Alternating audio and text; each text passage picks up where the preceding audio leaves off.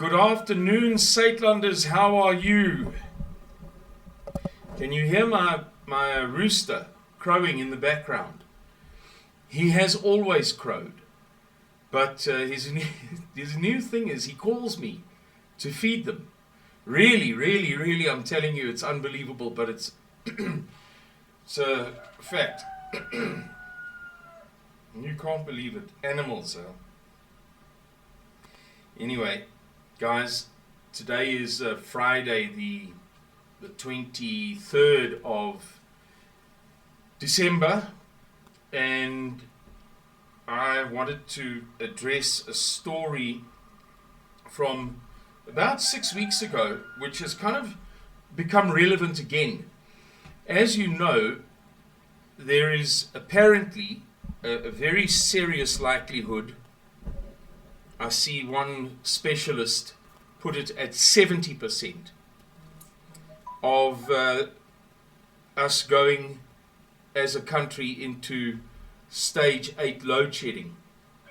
And as I've described previously, I'm laughing at the blooming rooster. As I've described to you previously, that would mean 12 hours a day of blackouts.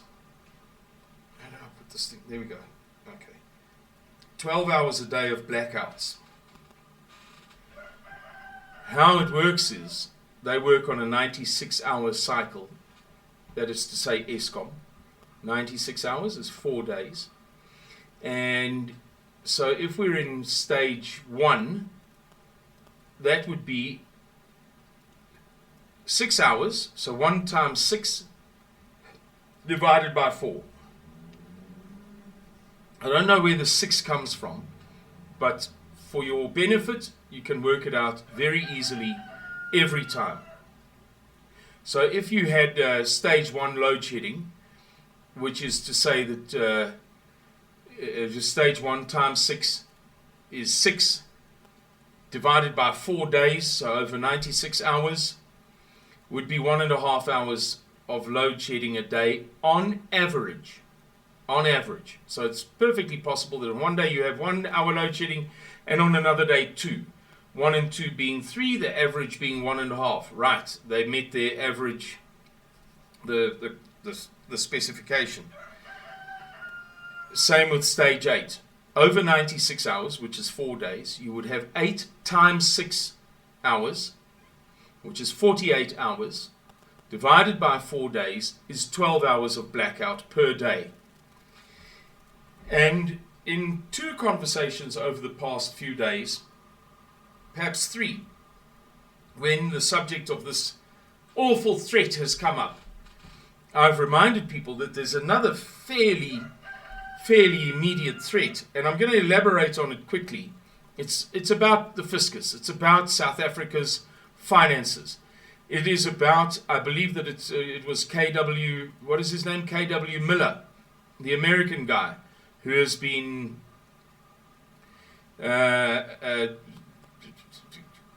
exposing so much of Eskom's failure in videos over the past couple of months. I think it was he who spoke about South Africa being bankrupt, the fiscus being bankrupt.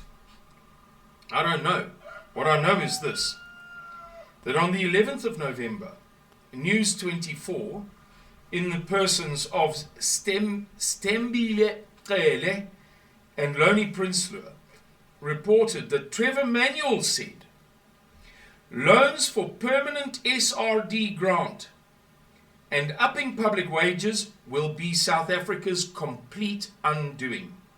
You know, in the past, we've spoken, I say we advisedly, because I know that Mr. Miller has given some attention to this idea. This idea that when people with enormous power and influence, such as great statesmen, speak, the things that they say should be taken very seriously. For instance, when Dmitry Medvedev, former president and prime minister of Russia, who is now the deputy head of the State Security Council under Vladimir Putin, which may seem to you and me like a tremendous demotion, is in fact, he has in fact been entrusted with the greatest of responsibilities. When he says in that role, it seems as if the 4 horsemen of the apocalypse are already galloping across the world. That should be taken to mean something deep and profound. Similarly, when Anthony Fauci said in 2017 that there shall be, as a matter of fact, a sudden pandemic breakout within the next 4 years, that was not said lightly. When Bill Gates said in an interview with his then wife, I believe they've divorced, Melinda Gates sitting next to him, that there will be another pandemic, and he said it in a very self-assured, cocksure, smug manner. She too smiled when he said there will be another pandemic, a second pandemic. That must be taken very, very seriously.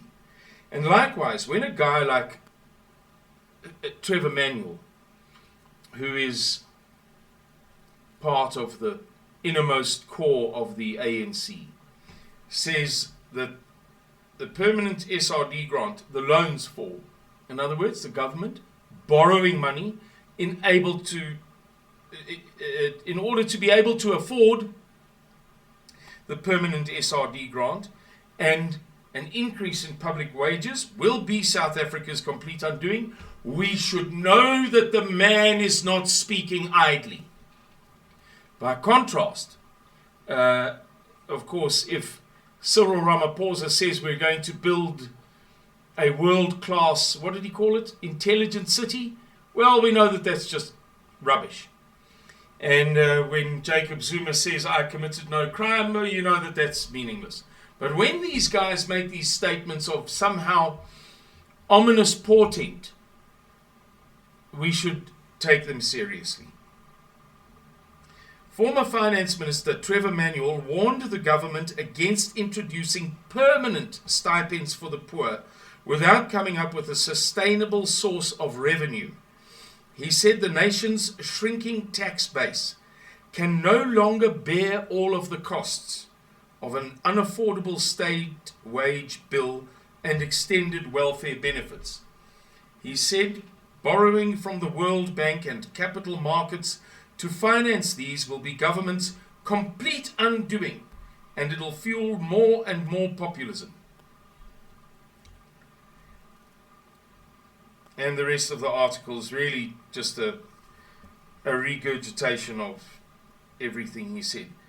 It was in reference to the government began paying low-income households monthly grants of 350 Rand after the onset of the coronavirus pandemic in 2020, and has renewed those temporary stipends several times since then.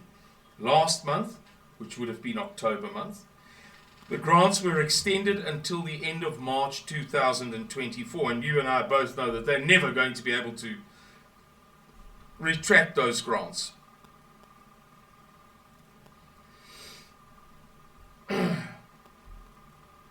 And the point of this entire video is just to add into the mix of the conversation, of the dialogue about what are the present, the clear and present dangers, what are the present threats to South Africa.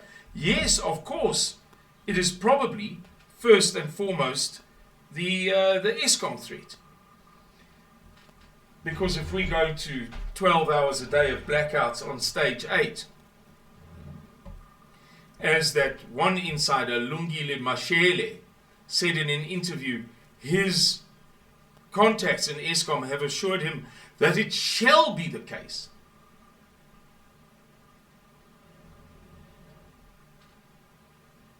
And we can kiss it all goodbye. South Africa will enter a death spiral. However, if we lose sight of the other threats, we're not doing as well as we should. We must remember at all times that this Eskom threat comes at a time when the former Minister of Finance is saying, hey, this that you're doing now is so ill-advised, that it will be the complete undoing of South Africa. That is a statement of grave significance, made by a man who knows what he's talking about. And we should all be paying attention. We live in difficult and dangerous times, ladies and gentlemen. Who knows what comes next? A currency crisis, a fiscal crisis, a monetary/financial crisis, a power crisis. Who knows? Let it suffice to say that if now is not the time to protect your interests and to safeguard the welfares of your loved ones, then I don't know when is the time. Anyway, thank you for watching this video. If we don't speak very much more between now and then, enjoy your festive season. May it be blessed, and may you remember, may we all remember, that more than anything, it is an opportunity to remember family and friends, God and His blessings upon us. Okie dokie. Cheerio everybody. Bye-bye.